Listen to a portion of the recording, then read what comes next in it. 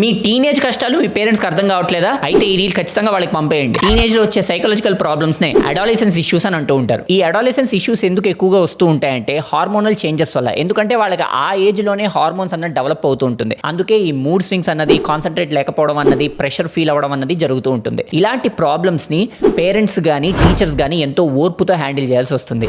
వాళ్ళతో ఎక్కువ time spend చేయాలి. వాళ్ళకి ఏమైనా ప్రాబ్లమ్స్ ఉంటే షేర్ చేసుకునేటట్టు మనం చేయగలగాలి. ఒకవేళ ఇలా చేయలేకపోతే మనం కౌన్సిలర్ దగ్గర చూపించడం కానీ, వాళ్ళ దగ్గర కౌన్సిలింగ్ సెక్షన్స్ చూపించుకోవడం కానీ ఎంతో బెటర్. అలాగే వాళ్ళని ఎక్కువగా ఎక్సర్సైజ్ రిలేటెడ్, లేదు అంటే స్పోర్ట్స్ రిలేటెడ్, లేదంటే డాన్స్, ఎక్స్ట్రా కరిక్యులర్ యాక్టివిటీ మీద కాన్సన్ట్రేట్ చేసేటట్టు చేయగలగాలి. ముఖ్యంగా డిజిటల్ డీటాక్స్ అన్నది జరుగుతూనే ఉండాలి. మనం ప్రతి దానికి, ప్రతి గ్యాడ్జెట్స్కి టైమర్ పెట్టి వాళ్ళని ఖచ్చితంగా మన కనుసైగల్లో పెట్టుకోవాలి. అప్పుడే మనం వాళ్ళని ఈ అడాలసెన్స్ ఇష్యూస్ నుంచి బయటపడేయగలం. వాళ్ళ కెరీర్ మీద ఫోకస్ అయ్యేటట్టు చేయగలం. వాళ్ళ మెంటల్ హెల్త్ కూడా బాగా ఉండేటట్టు చేయగలం.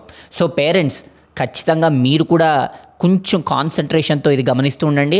అండ్ అవసరమైతే కొన్నిసార్లు మీరు కూడా మారి మీ పిల్లల్ని కరెక్ట్ చేసుకోవాల్సి వస్తుంది. గుర్తుపెట్టుకోండి, హెల్త్ ముఖ్యం బిగిలు.